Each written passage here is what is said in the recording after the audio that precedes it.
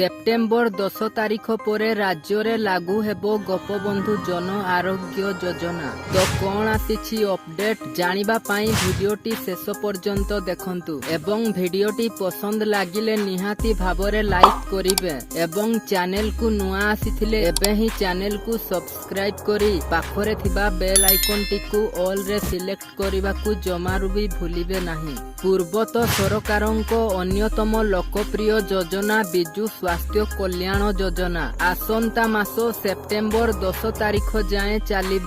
ଏହା ପରଠାରୁ BSKY ବଦଳରେ ଲୋକଙ୍କୁ ଗୋପବନ୍ଧୁ ଜନ ଆରୋଗ୍ୟ ଯୋଜନା ମାଧ୍ୟମରେ ସ୍ୱାସ୍ଥ୍ୟ ସୁବିଧା ମିଳିବ। BSKY ରେ ଯେତିକି ସୁବିଧା ମିଳୁଛି ଗୋପବନ୍ଧୁ ଜନ ଆରୋଗ୍ୟ ଯୋଜନାରେ ସମାନ ପ୍ରକାରର ସୁବିଧା ରହିବ। ରାଜ୍ୟ ସ୍ୱାସ୍ଥ୍ୟ ମନ୍ତ୍ରୀ ମୁକେଶ ମହାଲିଙ୍ଗ ଏନେଇ ଗଣମାଧ୍ୟମକୁ ସୂଚନା ଦେଇଛନ୍ତି। ସ୍ୱାସ୍ଥ୍ୟ ମନ୍ତ୍ରୀ ଶ୍ରୀ ମହାଲିଙ୍ଗ କହିଛନ୍ତି ବଜେଟ୍ ଅପ୍ରୋପ୍ରିଏସନ୍ ବିଲ୍ ପାସ୍ ହେଲା ପରେ ନୂଆ କାର୍ଡର ପ୍ରକ୍ରିୟା ଆରମ୍ଭ ହେବ। ଏହା ସହ BSKY କାର୍ଡର ରୂପରେଖ ବଦଳିଯିବ। BSKY କାର୍ଡ ଏଯାଏଁ ଚାଲୁ ରହିଛି। ସମସ୍ତଙ୍କୁ ଗୋପବନ୍ଧୁ ଜନ ଆରୋଗ୍ୟ କାର୍ଡ ମିଳିବ।